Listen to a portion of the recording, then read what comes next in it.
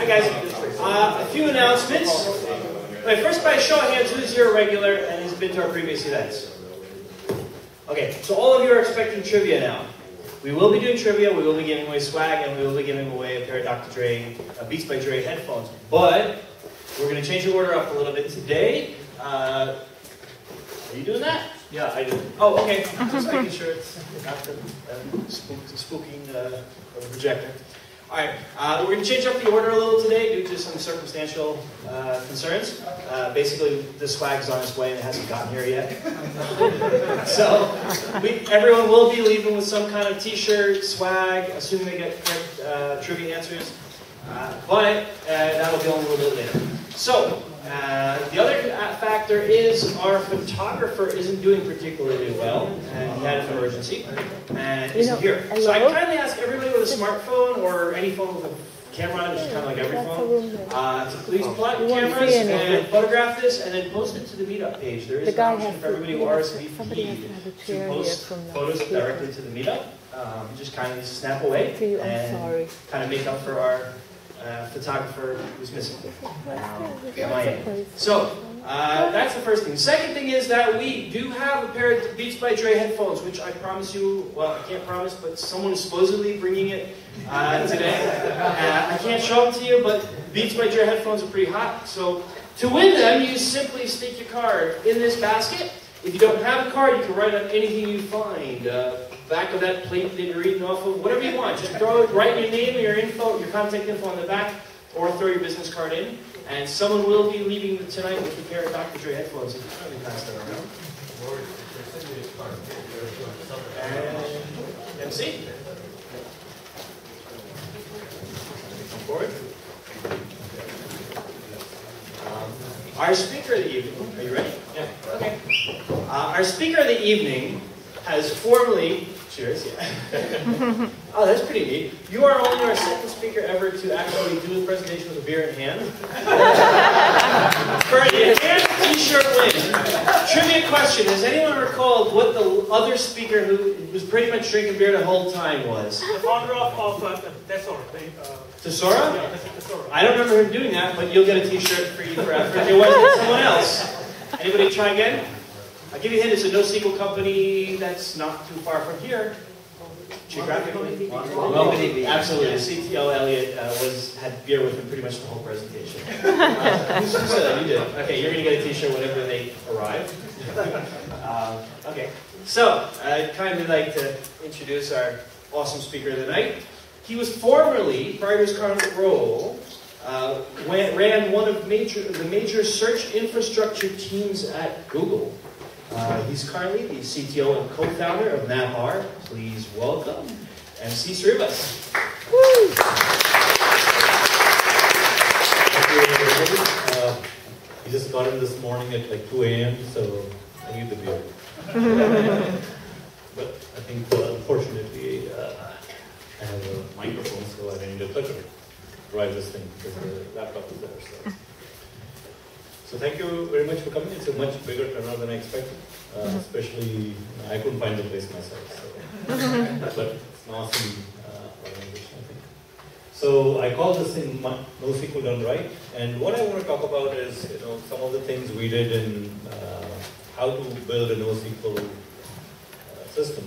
And we did a very impressive result recently. We announced about 100 million inserts per second inside this database. So we must have done something right to get there.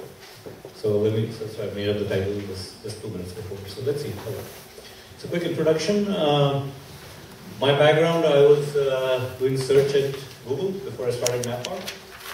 I worked on, actually joined Google to do Bigtable, which is the father of all NoSQLs. And pretty soon, I said, well, while in Google, you should do what Google does best and learn that at least. So I learned search. Before Google, I was at NetApp, actually in a company called Spinnaker Networks. And we built a very scalable NAS, and Spinnaker acquired the company. And today, the flagship product from NetApp is the Spinnaker product. And before that, I was at in Pittsburgh, in Pennsylvania. Actually, both were in Pittsburgh. with Transarc, and we did this Android file system. I think it's probably taught in every operating system book right now. So, but how to do distributed file systems.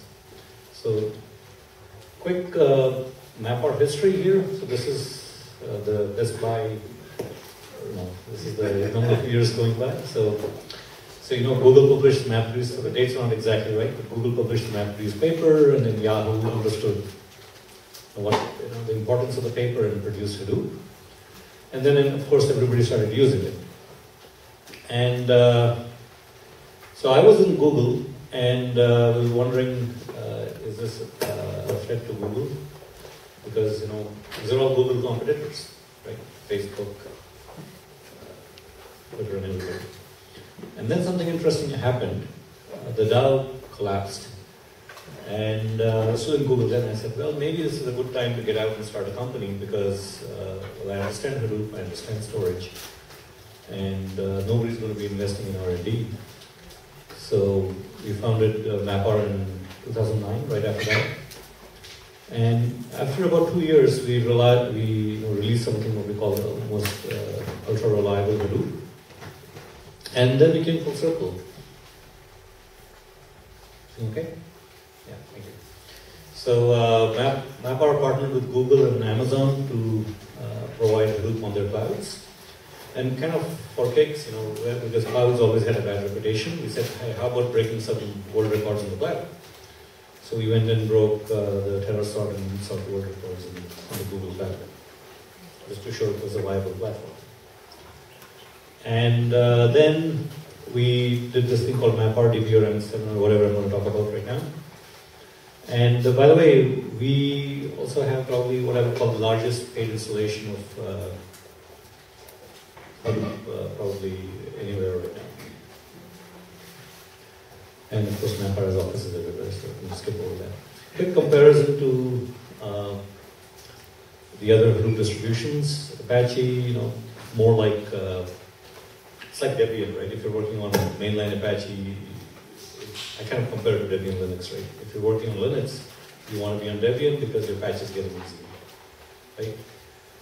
If you want a little bit more like a Ubuntu kind of thing with nice GUI, do installation configuration nicely, you go and take Cloudera. With MapR, you kind of do a Red Hat plus kind of experience, which is, this is what you should really be deploying in the data center and so on. MapR's philosophy has been basically to be really unbiased open source. So we kind of provide all the different things you might want when you run a Hadoop cluster, regardless of who created it. So we actually bundle things from our competitors in our Hadoop distribution. Very strange that we do that. So for example, we have all of Spark. We give you Hive, Tez, Impala, and Drill. Tomorrow I'm going to talk on Drill and somewhere else here. Maybe next time I'm going to talk on Drill over here. What's so interesting about SQL? But let me just get on to the topic here. This is the MapR distribution of Hadoop. It's both of the products. And today's talk really is talking about MapR-DB, which is the high-performance NoSQL, and the thinking that went behind the design on how we build this. Okay. It's a very technical talk. So let's dive right into it. So we kind of modeled MapR-DB after the HBase and big table architectures. Okay? And the architecture there is that big table or HBase is this row and column, kind of like a spreadsheet, right? You have a bunch of rows and columns, and as the database increases, the sharding happens along the rows. So a set of contiguous rows are placed together into one shard, right? And these are called regions. And then the regions are placed on different servers, and so on, right?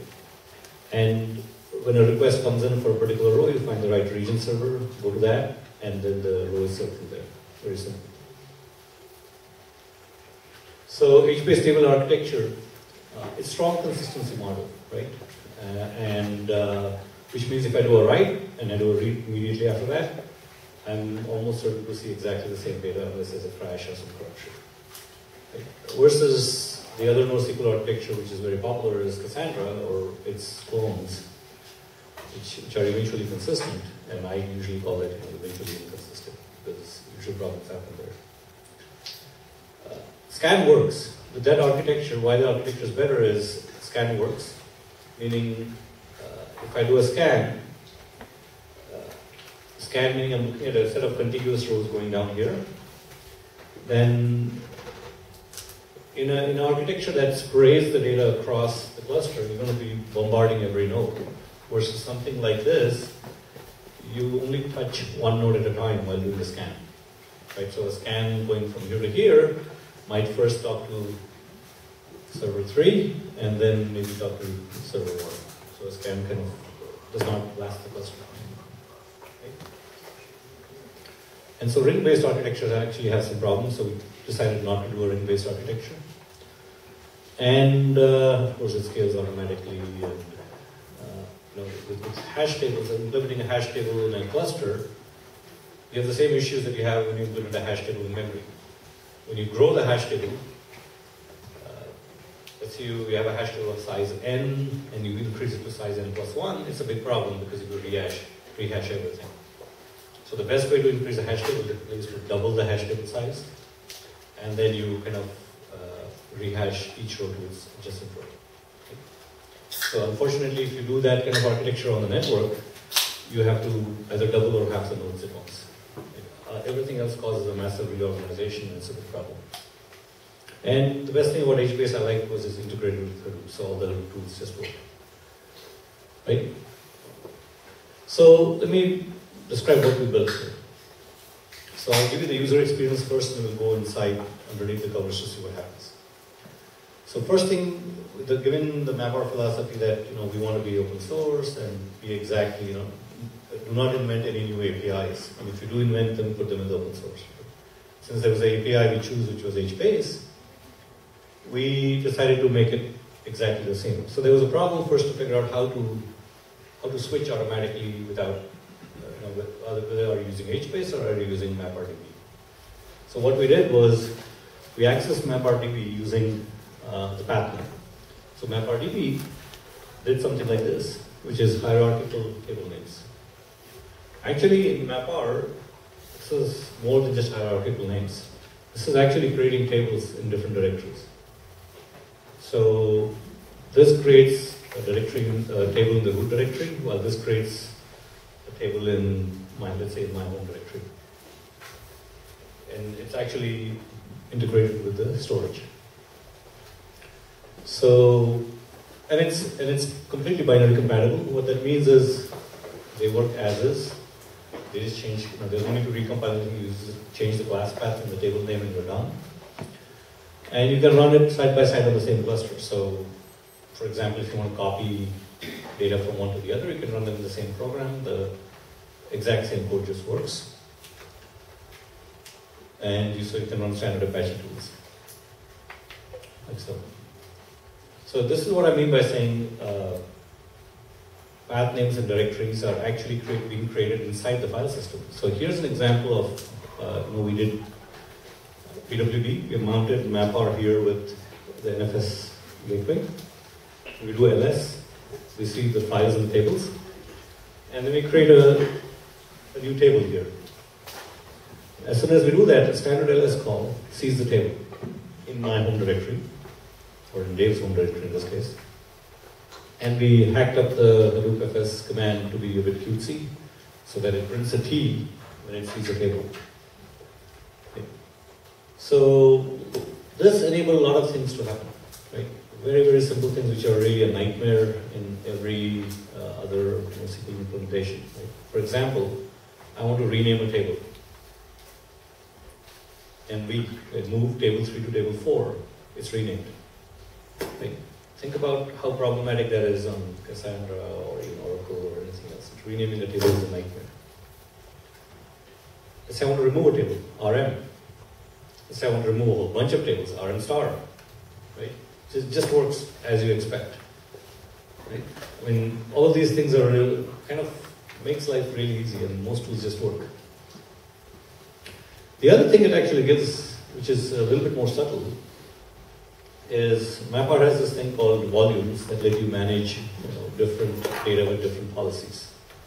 So So what I mean by volumes is, it's not like LVM on Linux, but it's really a subtree inside the file system tree space.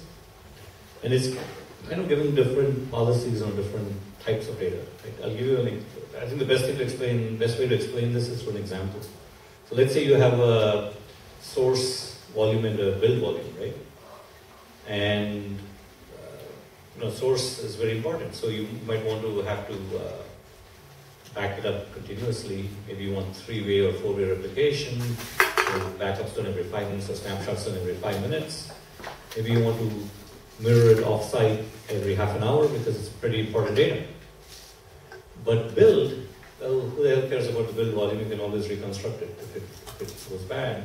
So the build volume, maybe you only want 1 replication, no snapshots, no mirror. But perhaps what you want to do with the build volume is you say, oh, my build volume is very important. I want my builds to go fast. So I want to place my build volumes on these 20 nodes, which are my build machines, and make sure that the build volume does not get interfered with the other volumes in the system, so there's no disk interference. So you can do policies like that with MapR.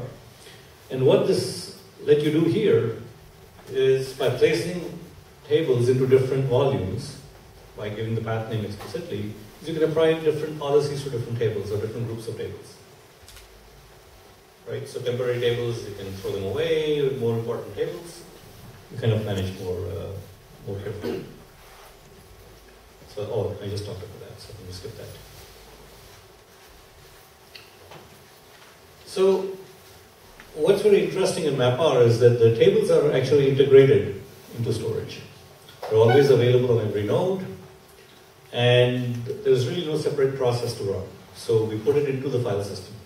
It's kind of strange to do that, but there's no difference between the file system and the table system, or the tables. Why? Because we wanted zero administration. You run one thing, you don't run 2 things.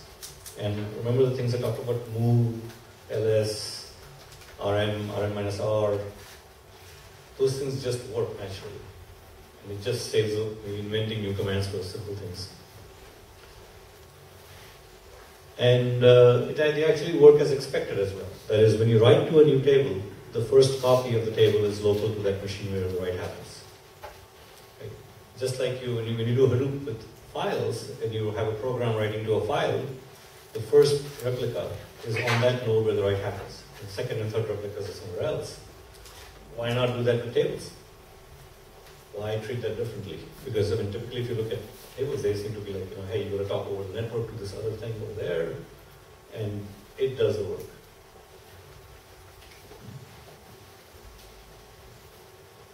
Okay, so now I'm going to go a little bit into the implementation details about this to see how this works. So I want to talk about what are log structured merge trees, and this is the basic technique on which Cassandra, HBase, React, and probably everything else, even RocksDB from Facebook, LevelDB from Google are all built on Bigtable and so on. So how many of you know what's log structured merge tree? Most of you know what is LSM? Sort of?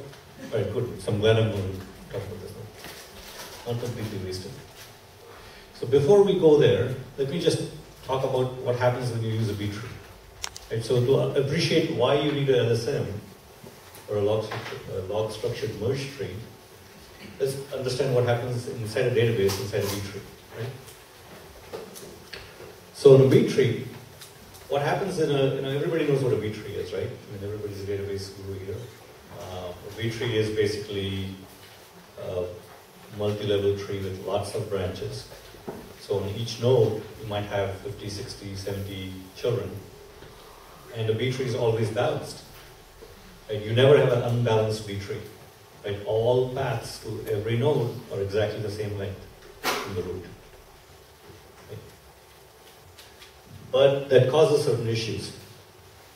Right? So the good things about B trees are they're very, very fast. They're proven to be the fastest for reads. Log in seeks and you read it.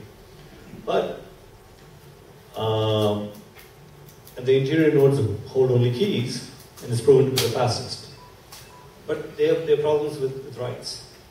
That is, the writes are slow because firstly you have to insert it directly to the place where the record is supposed to be. You have to insert it exactly the right spot. Otherwise, given the performance of read, if you want read to be good, read won't find it unless you do that. But because of the height balancing problem, the B tree has to be continuously rebalanced, right? And it causes an extreme random eye on the insert path, right? And so B trees, while they're very good at read, pretty bad at insert rates. So, and this is what you see with MySQL, with Postgres, with Oracle, with basically any kind of B tree technology. So the LSM tree came as a reaction to that says, hey, can I do the opposite? That is, can I write everything as fast as I can and then worry about putting things together at the time of read? Instead of paying the price at the time of write, when I do a rebalance, how about doing moving the cost to the read side? So let me talk about what does a HBase internal structure look like. And I think SS table in Cassandra is very similar. So discuss that real quickly. So what happens is, so in the H file structure, the SS table structure in Cassandra, what happens is that the keys and values are laid out sequentially in ascending order in a file. So what is the key and the value? So if you think about the database as a matrix, right, as an Excel spreadsheet with rows and columns, each cell is a value, and each key is the complete specification of that cell. So it includes the row key plus the column ID. Right? That's the complete specification of each cell. So the entire row is actually laid out, kind of flattened out, and laid out one below the other like this. Then what happens is that these values and keys and values are then kind of arbitrarily, I think HBase and Cassandra, they pick a value of 64K. So they approximately 64K, so they don't split in the middle of a value, but they take 64K blocks or sequence of data, compress it, and then write compressed values like this. Right? And then they stick an index underneath there. And this index has pointers back into these blocks. So this is a very static structure. And a read that has to read, let's say, a row, has to actually recreate this to, let's say, to read the row. Let's say you want to read the first row of the database, right? The first row containing, let's say, 5 columns or something. So 5 columns would be 5 values or 5 keys. So a read would come and seek to the end of the file, kind of find the index here, go to the correct block, read that, and then decompress it, and then walk down to find the appropriate key and value and reconstruct the row. So the basic operation, you get this here. This is typically a B tree here. But this whole structure is very static. You cannot modify it once you create it. This is table or H file. So what happens? So how do you update the structure, right? Now think about the problem that, let's say, HBase is running on HDFS, which is read-only, or Cassandra running on the EXT3, where it has this very static structure. So to implement the database on top of that, what happens is, so I'm going to walk through an example and see what happens, right? So let's assume that this is the key range represented by that region or that shard. And the region server, it holds in memory all the updates until the memory overflows. Right? Of course, it writes a log to persist the data, but when the memory overflows, it says, all right, I want to now flush it to disk. So what it does is it writes a new file that's logically kind of layered on top of this file with all the keys and values in ascending order again, in that same file structure we talked about. So now the database is logically this laid on top of this. Both files are immutable. And it keeps doing that and keeps doing that, right? And if you look at the database, it's from newest to oldest, right? The problem, however, is when a get meaning you want to fetch a row, a get comes in, the row has to be reconstructed, and you have to read everything. Right? And by the way, all the files have to be examined, and it's because it's schemaless. You know what schemaless means? It means even if I overwrote the entire row here in this file, I still don't know if I have the entire row or not. I still have to examine, meaning if I, let's say, overwrote all the columns in this particular file, I still don't know I wrote all the columns because there might be another column that's actually sitting out here, which I don't know about. Because there's no schema. There's no schema that says, hey, yeah, you got all the columns now. So the read will actually walk through all the files, searching for that key to reconstruct that row. So this is called read amplification, and it causes a lot of I/O on read. So if you look at this picture compared to the B-tree picture, we kind of made writes very fast because we just blasted the writes out of this. So writes actually in HBase and Cassandra run at pretty much sequential write rates. HBase is fantastic on writes. Cassandra is fantastic on writes. But on reads, you have this. And eventually this gets really bad. So what's the best way to solve this problem? Well, what happens is, they invented this process in Bigtable. This is all from Bigtable, by the way. Bigtable invented this process called Compaction, where they said, okay, let's take all these files. These are all sorted anyway. They're all in ascending order. Let's merge them together to create a new file, which is the merge of all those keys and values into one common file, and then delete them. And this is called compaction, and this is usually, it runs automatically when there are too many files, but it's usually turned off due to I/O storms. Right? And I'll give you some example of what I talk about in I/O storm. So let's take a 10 gigabyte region here. You write 10% a day and grow it by 10% per week. Right? So which means you're writing a gigabyte of writes with 10%. And after 7 days, you end up with 7 1 gigabyte files and one 10 gigabyte file. So now you do compaction, you're going to read those 17 gig. But the total data written on the disk is now, you have to write 7 gigabytes of the log, the write-ahead log. WAL stands for write-ahead log. 7 gig of flushing every time the memory got full, you have to flush it out. And then after you merge this, you've got to write 11 gig out, because 10% growth was there. Okay? And so, this is just a 10 gig region, right? It's pretty reasonable to say, okay, I'm serving 5 terabytes per box. It's not that much. So if I do that, you end up reading, so 500 regions, which means you're doing this continuously. You read 8 terabytes and write 12.5 terabytes. And you know how long this takes? A terabyte read and a write on 800 megabytes a second is about 3 hours. Right?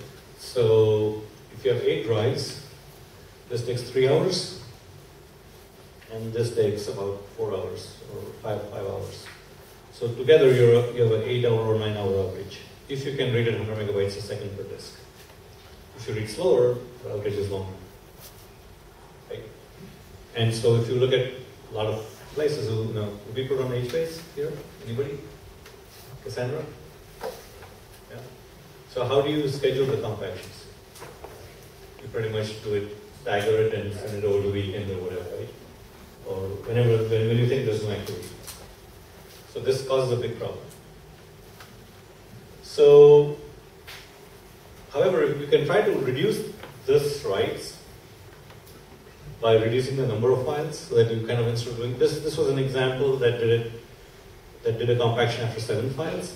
But what if I did it after only 3 files? It gets actually much worse because now you're compacting it more frequently. So a lot of people just say, okay, they just leak to this space. They just say, okay, I have 7 files, but I'm only going to compact the first 3 and leave the other 4 behind and just leak to this space. Right? Just take the hit. And so you end up with funky best practices for a scalable database. Quick analysis of LevelDB. LevelDB tried to overcome this. How many of you have tried LevelDB, by the way? Anybody? tried it? And, okay, so 1, 1, 2, and 0. But you've heard of LevelDB, right? Everybody's heard of it. So what LevelDB does is it tries to avoid these giant files, these 10 gig files or whatever. It tries to avoid those. Instead, it says my single region is actually a collection of files, of 1 meg files. And here's an example of the LevelDB where this is a 1 gig database that has 1001 meg files. And that's the final database at level 4. But in the beginning, we create, right there, it creates, so when you write something out, it flushes at every 1 meg, actually flushes at every 2 meg. So you create 2 files of 1 meg each, kind of sorted by the same manner I described the H file structure. And then as soon as the next 2 meg and the next 2 meg and the next 2 meg happens, we start merging them until we get 10 files of 1 meg each. And then we always try to maintain 10 files at this level. And then we push down every 10th file to create the next level of 100 files and so on, right? So you can have another level in the middle if you want to. But this is kind of a 4-level LevelDB. The problem with, the good news about this is the IOs are not so massive, right? You're doing, you're avoiding IO storms because you're gradually merging versus merging everything at once. But the amount of bandwidth consumed is actually more. So you're continuously burning a lot of bandwidth because you're merging. And read overhead is still high. So what we tried to do was kind of try to think about, I like this idea about this 1 meg files. And we said, well, how can we utilize this? But I really like the fact that B trees can get to the data quickly. It's a very, very useful property. And so how do we kind of put something together that will work both ways? So in summary, basically what happens is that LevelDB reduced the insert cost by basically deferring and batching the index changes, right? That's what you're doing. Basically, the index is built later. But B trees are great because they're expensive to update in real time. So can we combine both ideas, right? But the basic idea is that you cannot do a write faster than 2.5x, meaning if you're writing something, you have to write to a log first to save it, and then you will write it to the actual place where it needs to go. And then you have to eventually update some kind of index to be able to find it where you put it, right? Because, I mean, otherwise you put it there and you can't find it most of these. All right, so what MapR-DB from MapR, what we did was we built this thing called twisting B trees.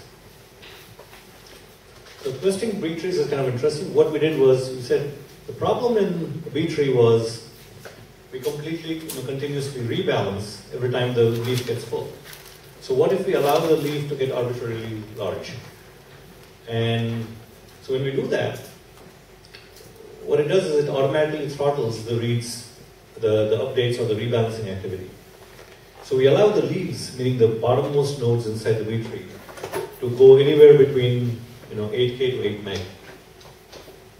I say or larger because sometimes you may have rows that are larger than 8 meg, and at that point the row has to fit inside the leaf, and so the leaf is bigger than 8 meg.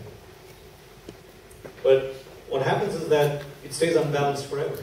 In fact, one of the things you'll see is with MapR's as you insert is that it might stay imbalanced and that's just fine, but as soon as you add a little bit more data, you'll balance it. Right? So the thinking behind this is that if you don't have a lot of data, you're better off brute forcing and scanning to find the data instead of putting an index there. But if you have a lot of data, index is always better. Right? So kind of that's the thought here, is that to say we're going to use the index to get close to where the data is, and then brute force inside that.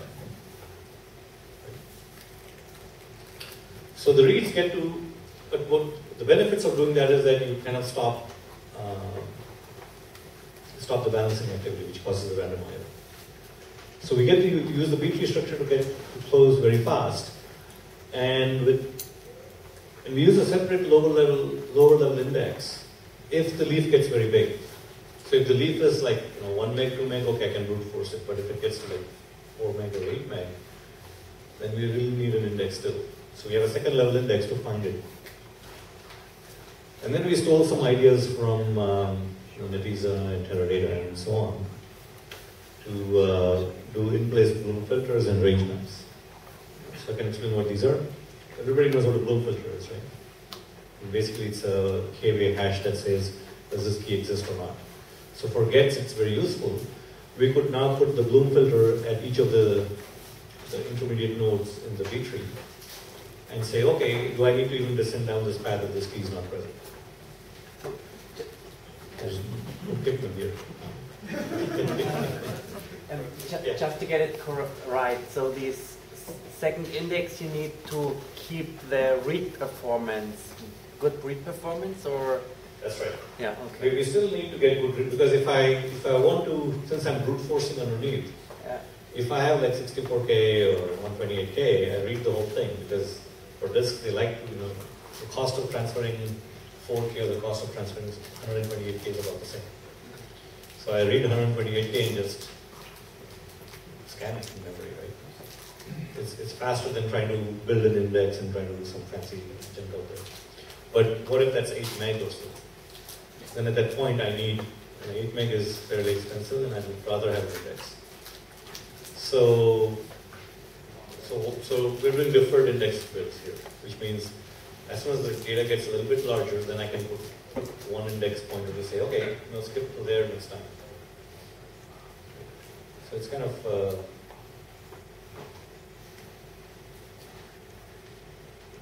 before that, right? Range maps are more interesting. So once we have the structure where we have about between 8K to 8 meg of data inside the leaf, what about columns that don't have indexes, right? When we do a scan or a SQL query on columns that don't have indexes, we're basically doing a brute force search across the entire database, right? Across the entire B tree. And it might be useful to actually say, because the B tree is actually on the primary index, and you're doing a scan on, let's say, a secondary column or something, then it's useful to have in the B tree itself the min and the max of all the values that are there inside that 8 meg region. If you have that for each column, then you can just skip that read completely if the predicate on the query is outside the bounds of that range. Okay. And so if you do something like greater than age greater than 25 or something like that, then those kinds of scans will go very quickly. Or you have exact matches on filters and so on. And this was nothing new, like I said, we stole the idea from. I like to steal good ideas. So we stole this idea. So why do it this way, right? And so the question really comes back to this: when is an I/O really sequential, random versus sequential, right? Is it at 8K or 64K, 512K, 1 meg, 10 meg, 100 meg? When is the I/O really sequential? When does an I/O change suddenly from being random to sequential? How do you? Anybody want to think about this? So, all right. So for us, anyway, this is what the way we thought about this was the time taken to seek to move your disk arm is about, let's say, 8 milliseconds. And if the disk can do 25 megabytes a second or something like that, then in that 8 milliseconds, how much data can it transfer? Right? It's about 1 megabyte. So we said anything over 1 megabyte is sequential. Right? And if you do too much, if you go to 10, 100 megabytes, what happens is that the disk controller actually does not have any priorities. Once you put the I/O on the bus, well, it's gone. You've got to wait behind the 100 megabytes if you're doing 100 megabytes read or 100 megabyte write. So the concurrency gets lost completely if you start doing very large I/Os. It's just a like electrical device. It's not going to suddenly move the bits and to make your bits jump earlier. So we kind of pick this number, 1 megabyte, and But if I go back to this picture, I say it's 8 megabytes here. So the problem here was that when we do the rebalancing operation, we are merging, so rebalancing in a B tree means you take the neighboring nodes and merge them and smush them and do something and break them up, or either it's a delete or an insert and you merge them. And eventually we want to write out in nice 1 megabyte segments. So we wanted enough data to cover all possibilities when we actually write it. So a rebalancing operation here might actually create 8 new nodes instead of 1 new node or 2 new nodes in the B tree.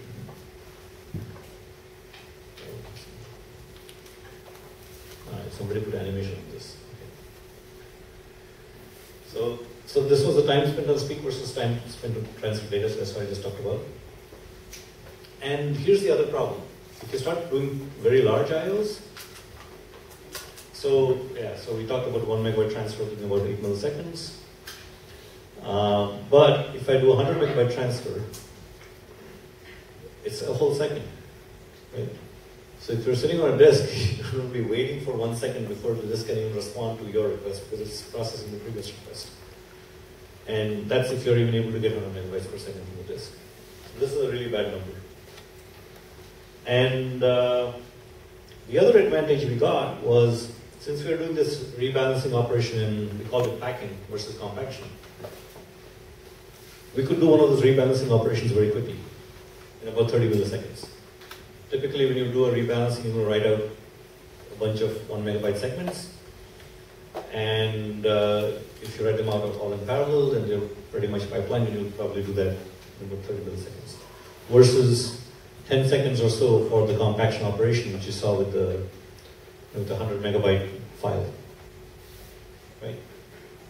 And the impact on the disk is that there's a data movement of about that much versus a gigabyte or more when the compaction occurs. The other advantage we got, and this was a very important consideration, is can split at any time with minimal I/O. So let me explain what this is. What that is if you're building a NoSQL database, one of the big challenges you have to solve is while let's say somebody comes and inserts a lot into one of the shards, and you split the shard in the middle to say, okay, I'm going to create 2 shards. If you have that file layered structure, and you have to split that in the middle to create 2 databases now, instead of 1, 2 shards, I mean, that's a nightmare. Right? I mean, firstly you have to compact, and you have to cut the file into 2, and then create 2 files, and transfer the file somewhere else, and so on. Real problem. And we wanted to have this do automatically. So if you have a B tree, think about a B tree, right? I can just cut the root node, and suddenly I have 2 pieces. I'm done. And so that's the other reason to use a B tree to do kind of the decision we took, because we wanted splits to happen automatically, no matter what the region size was. And not do any I/O when we do the split. So we reduced the I/O and we did the split. And that was very important to be able to scale seamlessly. The other thing we thought of was we liked the idea that React does with how it does caching. Hence we stole that idea, right? So we want to cache very aggressively. And so we aggressively cache separately all these things. So keys are cached separately from values. There's no common cache, there's no block cache to say. We cache B-tree interior nodes separately from the leaf nodes, and metadata is cached separately from the bottom level disk blocks that actually transfer the data. So if you tune the caches correctly, you'll end up finding that all your keys fit into cache. And when you do that, and all your metadata fits into cache, and all your B-tree interior nodes fit into cache, and when you have all 3 happen, and you do a random read anywhere, you have 1 seek and you can fetch the data, fetch the value. Because everything else is a cache. And React actually performs very well in this. And so we like that and took that idea. The other thing we had to do was, if we do this like this, I mean, caching is, because we're doing 3-way replication, if you do a caching policy on one of the nodes, that caching policy will be applied to all the other nodes, and you have basically you end up with wasted memory. Because you really don't want to cache the same thing 3 times on 3 different nodes. That's a complete waste. So instead, what we did was, we started defining that, oh, are you the primary or the replica? And if you're the replica, uncache it, don't cache it, because you're not the primary for this piece of data. You're probably primary for some other piece of data, cache that. And so we had to implement this thing called aggressive uncaching. We can't do anything about disk blocks, so we pollute that. So we just can't do anything about that. And we give you full user control on all the cache settings. In summary, there are some nice things that we discussed. And of course, MapR-DB looks good here, so let's get this one. So let's look at some performance numbers. So the first thing we did was we ran MapR against Apache HBase, because that's what we were targeting. So what we did was we pre-populated, so we ran this YCSB benchmark, which is the Yahoo cloud serving benchmark, and pre-populated about 2 terabytes of data on 10 nodes. The 10 nodes had 24 gig of memory and 10 drives each. So not very heavy in memory. So after we pre-populated it, we did a 50, and on the x-axis, on the y-axis here is the throughput, the ops per second. So what we see here is that they start about the same, because the caches are all, they don't work at this point.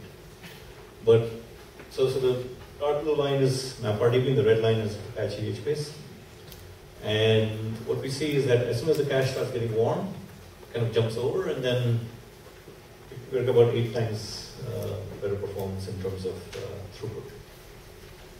This axis here is the latency, and the dotted blue line is the latency for reads on MapR, and the orange lines are latency for reads on Apache HBase. So if I just show the same graph in the next picture, this is the Apache HBase latency, right? And if you actually go back, these are like, these are skyscrapers actually. This is 10-second moving average. In this MapR-DB, you see the 95 and 99 percentile is absolutely flat.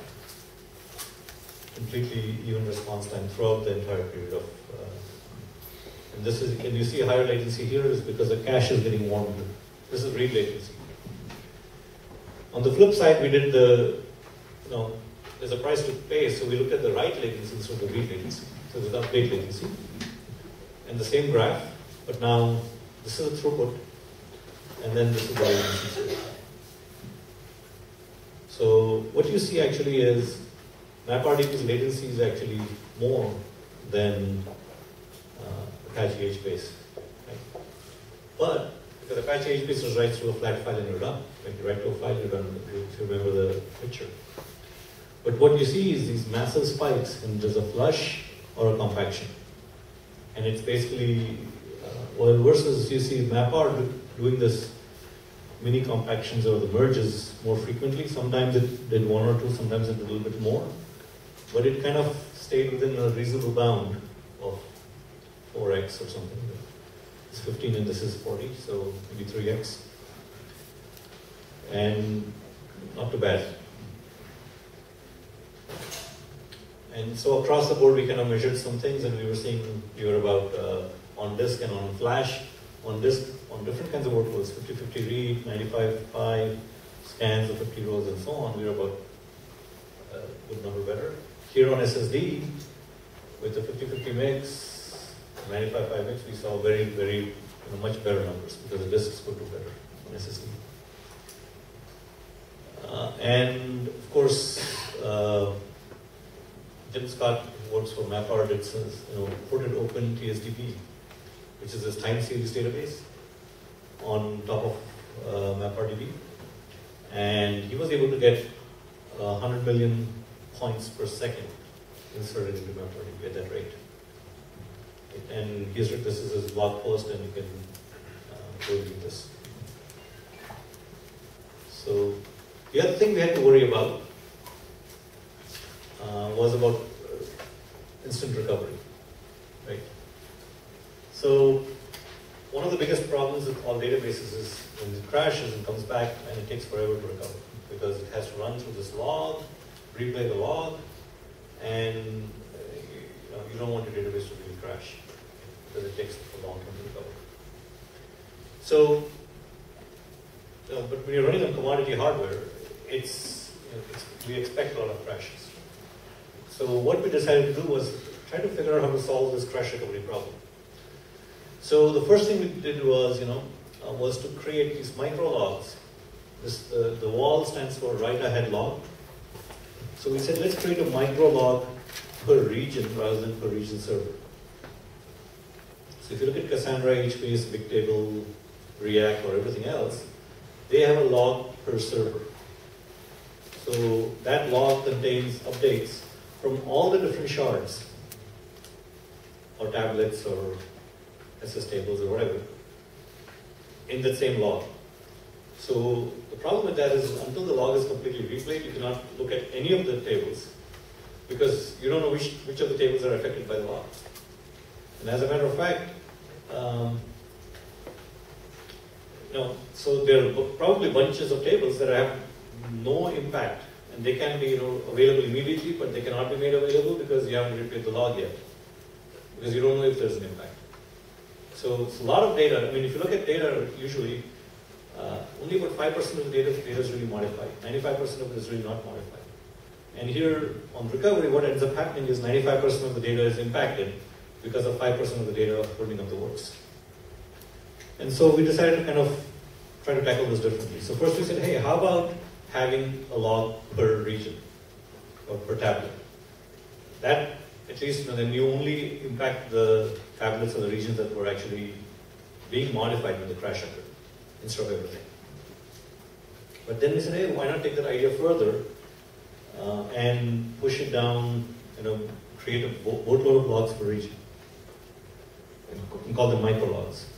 So what that happens is that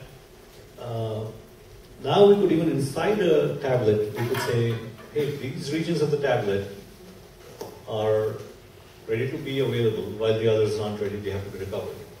But if the micro logs are small enough, right, we can recover them in line. So when the operation arrives to that region where there's a log, we'll apply the log right then. And you don't have to wait, so that operation, that particular operation will take a little bit longer, but that's okay because the log is not very big. So in about 250 milliseconds or so, that log can be applied.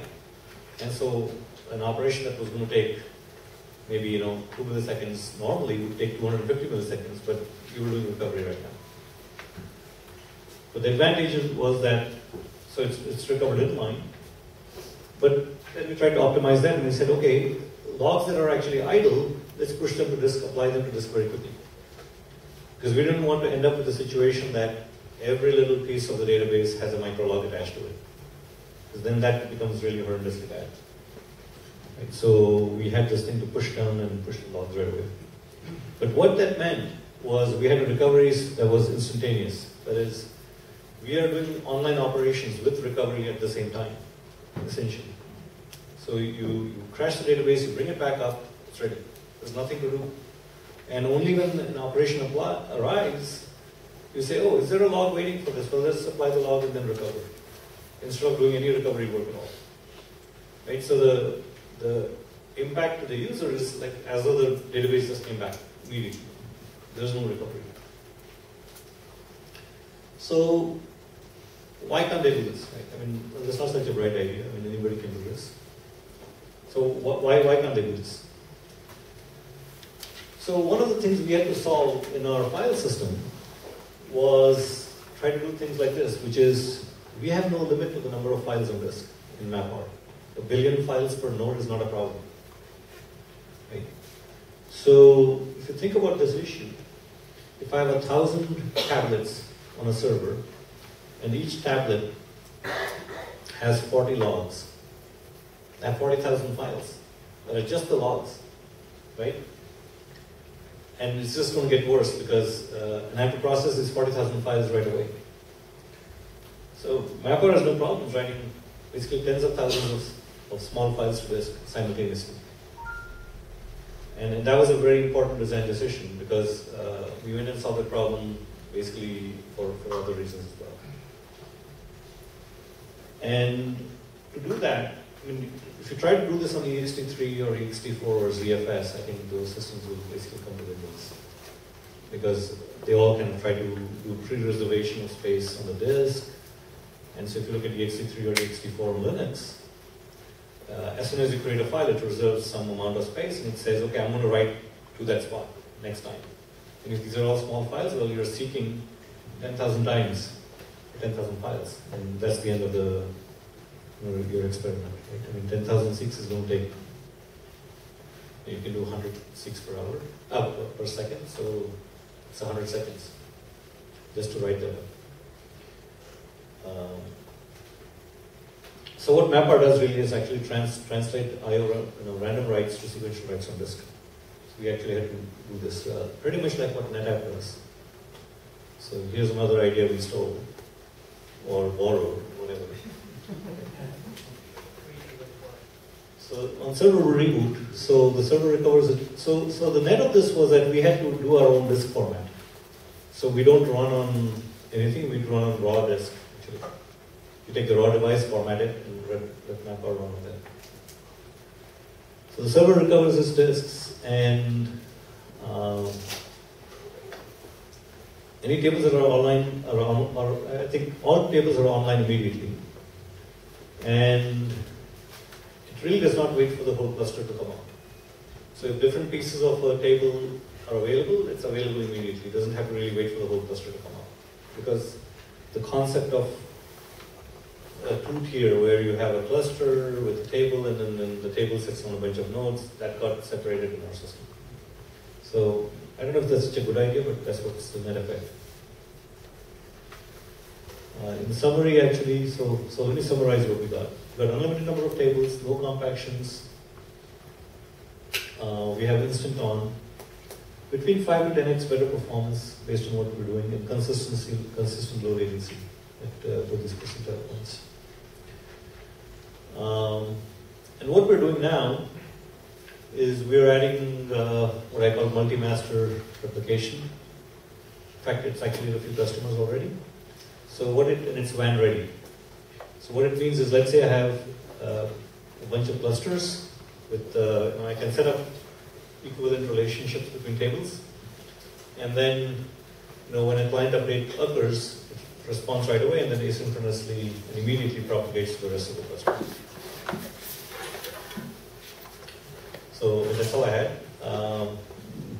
So the big news here is that this is available free from MapR, starting with our release 4.0. Anybody can download and try it out. It's completely available, and give it a try and let me know what you think.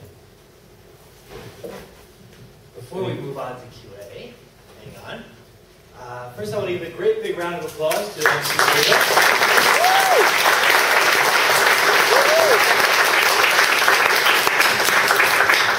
Indeed, our swag and prizes have arrived. There are two people I owe t-shirts to. Just remind me who you were. It was one person on this side. There we go. One over here. And one person will wear. Hold it up for everybody to see. You get to be the model. Right here. That's the back. Is it the back? Oh, that's one side. Okay. They're pretty nice shirts. Okay. We're going to give away the rest of the swag with our trivia, which is going to come up right after Q&A. But in the meantime, we do also have Beats by Dre headphones to give away. There is a basket that's moving around the room right there. Please put in your business card to enter to win these headphones tonight. If you don't have a business card, feel free to write your name and contact info on anything you have with you, or just grab a piece of toilet paper or something. Just stick something in there with your name and info on it. And let's start with, one other thing. Our photographer is MIA a little bit. He had some kind of personal emergency. Please pull out your smartphones, take pictures tonight, and post it to the meetup group. Everybody who RSVP'd on meetup should have access to post the photos you take, probably directly from your smartphones. So please snap away. I don't see one person with a phone. Come on, guys, pull out. Thank you. The guy with the map, perhaps. Perfect. All right, let's start with the first question. Yes, right here. Regarding to the about the regional recovery is done in parallel in the background. So means not all the data are available. So if each user issues some commit, try to search for data, so the user have to wait, or do they get kind of signal that it's being told? So the question is, in the recovery process, when the whole cluster crashes and comes back, some nodes come up at different times and different nodes come up at different times. And it may be the case that some nodes don't come up at all, and so you might have a portion of the table missing, right? And so all the replicas are not up, and you issue a scan or something, what happens, right? Well, I think it says it'll run through as far as it can get, and it says operation timed out or something, saying there is the server is down. So you still have to wait sometime later and try to restart your query. Well, if the server's done, nothing's going to save it. But the server is out, just in that piece of data, user is not available online yet, right? No, it's online immediately. If the server is up and the disks are still good, right? You know, she's saying some information is missing. The user, It's still being recovered. yeah, what does the user see? What does the user do? So there is no recovery actually. There's nothing to recover in MapR-DB. Meaning the recovery is done, so there's a log to be replayed for a particular sub-portion of the database, right? Wherever that tablet is, or a sub-portion of the B tree.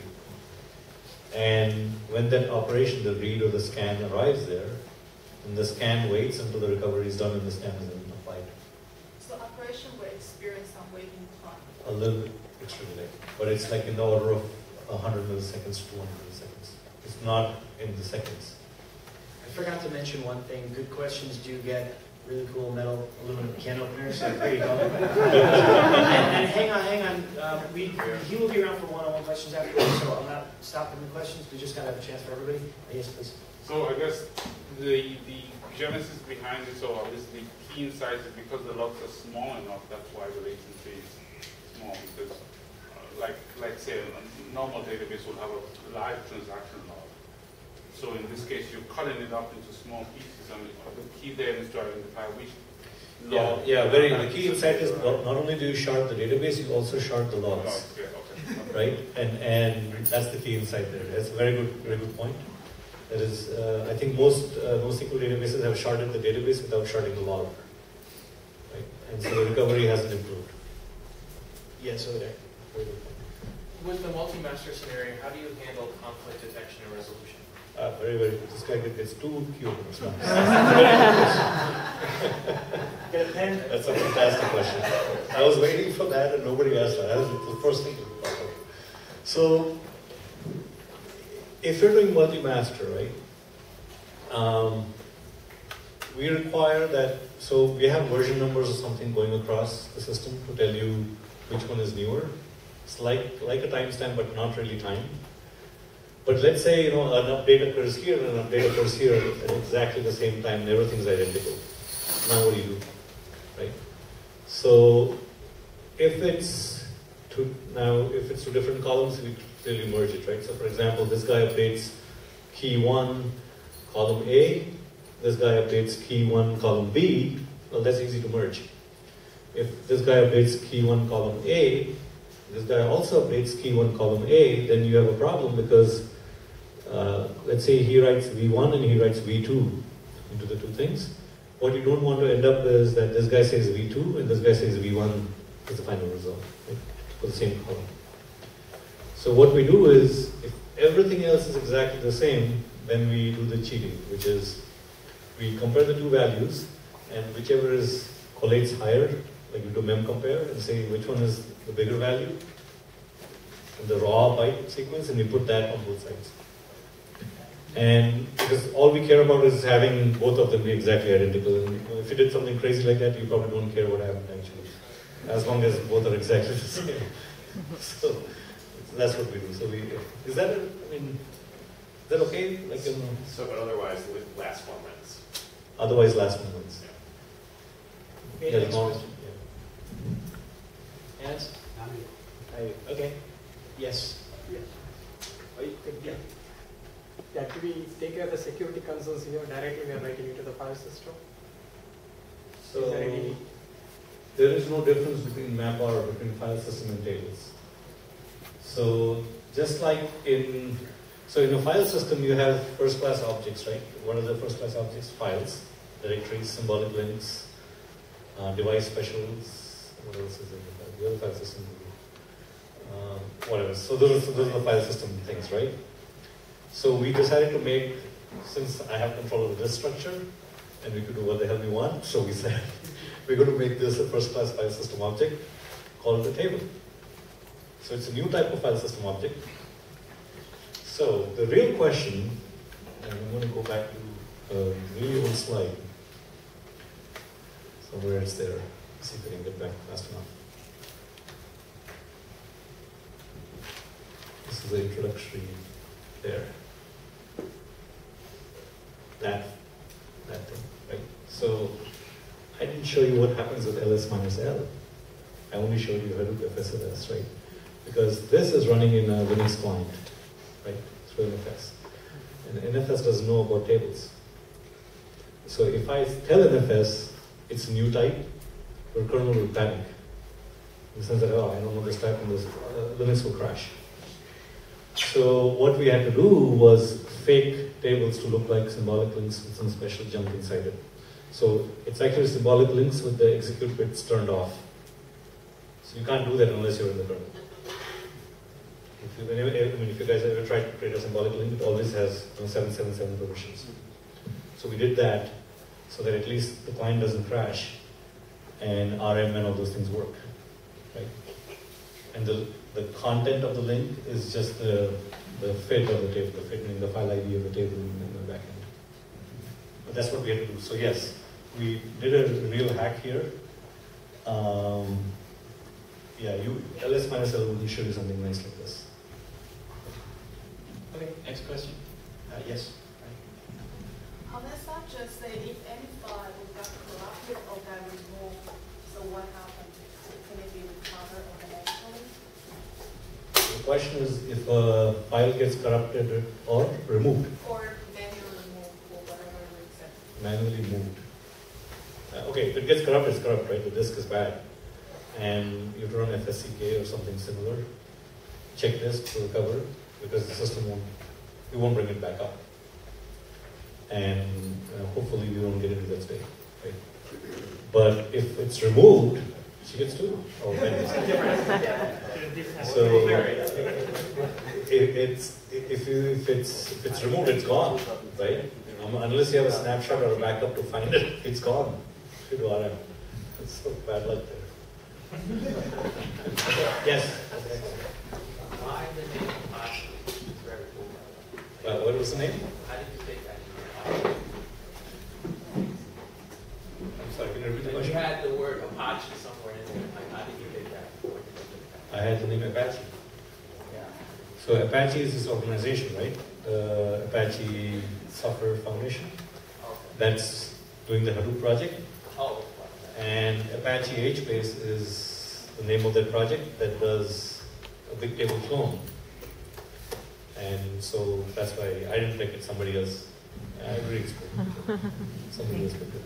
Yeah, in the back. Okay. You mentioned earlier that the on-disk format between HBase and MapR-DB are binary compatible, right? No. No? Okay, well, No. that's what I was going to The binary compatible is API. Okay. I was just curious how you managed to do that. Yeah, binary compatible in the API. That's what happens. It's not disk level compatible. Thank you. Yes, right here. Do you have anything, can you share something like regarding the integration with the Apache Spark? Yeah, this is integrated with Apache Spark. We're also integrated with Elasticsearch, integrated with, looking at integrating with Storm right now. It's integrated with Hive, Take, MapReduce, Drill, Impala, Hue, all those other Apache products. So all those just work. Why? Well, because of this. Because they all write to the HBase API, so it just works. Next question. If you ask them. Yeah, the client API that you Basically, is it like a SQL-like API or is it something? Oh, okay. So good question. This is a NoSQL. So yes, what is the API like? So there is actually two APIs in. Somebody else. There's two APIs in Apache with MapR. One is with Apache HBase. One is the HBase API, and that API is pretty dumb. It's put, get, scan, and delete, right? And there's a bunch of filters you can do some magic things. Is there more? More or less, that's all it is. You can use some filters and so on where you can push down things, but it's basically put key, comma, value, get key, you get back the value. And you say scan, so which means you say start key and end key, and you get to do a scan, or you say delete and you get the key. And perhaps the column you want to delete. That's it. It's very dumb. At a higher level, we built Apache Drill. And Drill is this NoSQL, a SQL interface on top, which does all of basically SQL 2003. Everything you can do with SQL, so I think has most of Oracle SQL is there, most of Teradata SQL is there. So you get analytic SQL as well? Yes. Get all of that. Lead, all that stuff? Yes. The question was, so you do analytic SQL yet? Yes, you can do all of that. Yes. Okay, time for just one more question. Who wants to grab it out? Use. Yes. I remember on the website it says this zero administration. There has to be some sort of. Yeah, so why do I say zero? In fact, even I said this. So why do I say zero administration? Right? So where is that? I put that somewhere. Zero administration. So if you run HBase or Cassandra or anything else, so you got to do all kinds of things. So firstly, you have to do. HBase is probably much worse. You have to run a Hadoop cluster first. Data node, name node, zookeeper, all of that stuff. Then you run HBase. So you have to learn how to administer Hadoop, HDFS, and then HBase again. And there's like 160 tuning parameters for HDFS, and another 160 tuning parameters for HBase. And even I don't know what most of them do. Right? I think if you go and look at Cassandra, you're going to find another 160 tuning parameters to tune on what to do. Mongo is probably a bit fewer, right? But you have to do that, right? So with MapR-DB, there's no tuning. The only thing you can tune is the cache stuff. I mentioned about how much cache to use for what. But apart from that, and even that, the defaults, if you leave alone, it actually works. You don't play with it. So there's nothing to say when to compact, when not to compact, what size should be the region, how many regions to keep, what is the failover policy, should I do automatic split or pre-split, what are the key ranges, blah, blah, blah, none of that. We just don't know. Just try it out. I mean, there's really nothing to do. And I really want to make it like, how your cell phone works, which is you just plug it in and it works. I don't know how to tune myself now. I don't want to. Okay, hang on with that question. MC Srivas will be here for one-on-one questions, so everybody will be able to walk up and talk to him right at the end of our trivia session, which we're going to do right now. Before we do that, Beats by Dre headphones, someone's going to win. There is a basket going around. Has everyone had a chance to put their card in? If not, throw it in now. The basket is floating around. It's here. Just try to pass it around, please. I see someone looking for a place to put it over there. In the meantime, we're going to start the trivia. The way our trivia works is that there are no rules. If you want to use your cell phone to query it, Google it, well, he built the infrastructure, so it'll probably come up with the right answers. So, but by all means, cheat away. The person who wins the swag is whoever I hear first, not whoever necessarily answered first. Just keep asking around. Thank you. So shout it out. Don't raise your hand. If whoever here first wins first. I do give out E for efforts. The people who are regulars here know that. So by all means, try to guess. Just shout it out. And let's start with the first question here. Has anyone? Well, actually, first by show of hands, not for a prize yet. Has anyone ever heard of AdHar, the world's largest biometric database? I see like barely any hands, but a few. Okay, would anyone want to guess what database AdHar runs? Perfect. There we go. Oh, by the way, prizes. I have T-shirts. I also have these balls that look like stress balls, but they're not. They're actually exercise balls. They weigh about a pound each. So when I throw them, be ready to catch them. It weighs about a pound. I'm not kidding. It's not like a joke or anything. Okay. Anyone here, show of hands, into power tools? Wow. Not a very mechanical audience. Okay, well then you might not get this one. Apache Drill is based on which Google data query system? Holy smokes, I guess they would have that. All right. Yes, what we do here is when you get two of the same prize, you simply take it, throw it straight over your head, and whoever catches it behind you gets it. Awesome. Perfect. All right. The MapR-DB is based on which Google data storage system? I heard you first.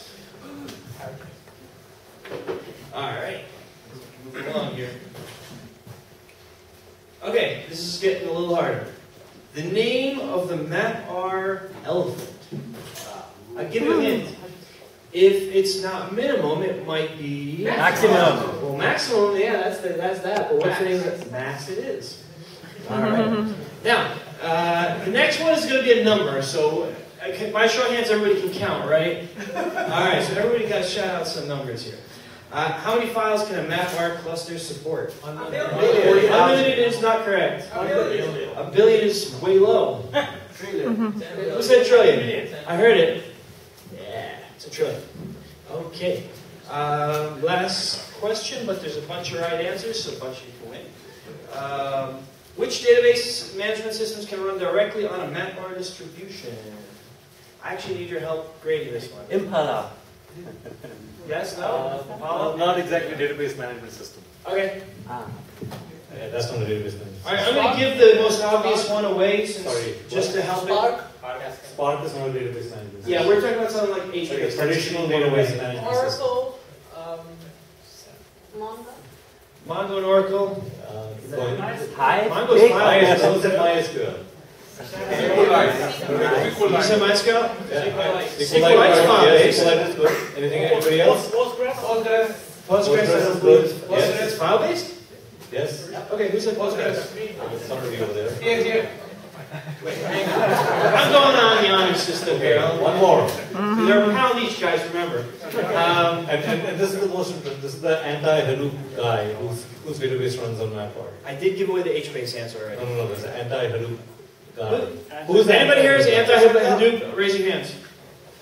So this was a startup created by this guy who totally hates MapReduce and all that whole thing. Stonebreaker. So he's created a company. Okay, Stonebreaker created like 12 databases. Vertica. There we go. Who said Vertica? And now Vertica runs on MapR. What you do is throw up behind you. But remember, guys, it's a pound, so catch it good. Okay. Are there any other correct answers, or are we done? Sybase. Oh no, I didn't need to give it away. Okay. Well, I got to. By show of hands here, who wants a 1 pound stress ball? I saw that hand go first. And that side. Ooh. I'm not aiming for you, don't worry. Alright, we have a bunch of key things going on. So just pass them around. Don't throw these things are metal.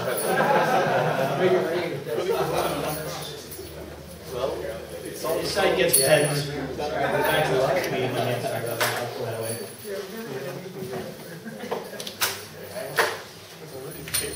And it is. Here, I got a few more. It is indeed headphone time. So, who has the basket?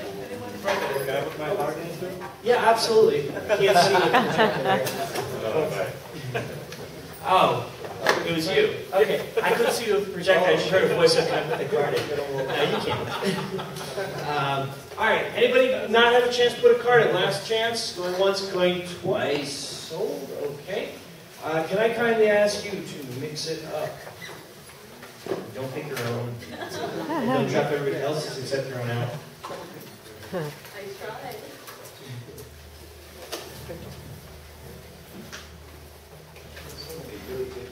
Need a bigger bowl. Yeah, the bowl's a little small. But business cards are that big. Alright, now here's what you do. Okay. Look the other way, reach in and grab a card out. Keep looking the other way until you grab a card out and read it out. Sorry if I pronounce this wrong. It's Muhad Kochiba. Muhad Kochiba, are you here? Oh, that says Michael Kochiba. No? All right. Next. No, put it back in. Don't put it back in. Yeah, it's okay. Just reach it and grab it the other way. Otherwise, whoever that is in the first can feel really bad. We gotta get a chance. Put the other way, please. Reach in, grab.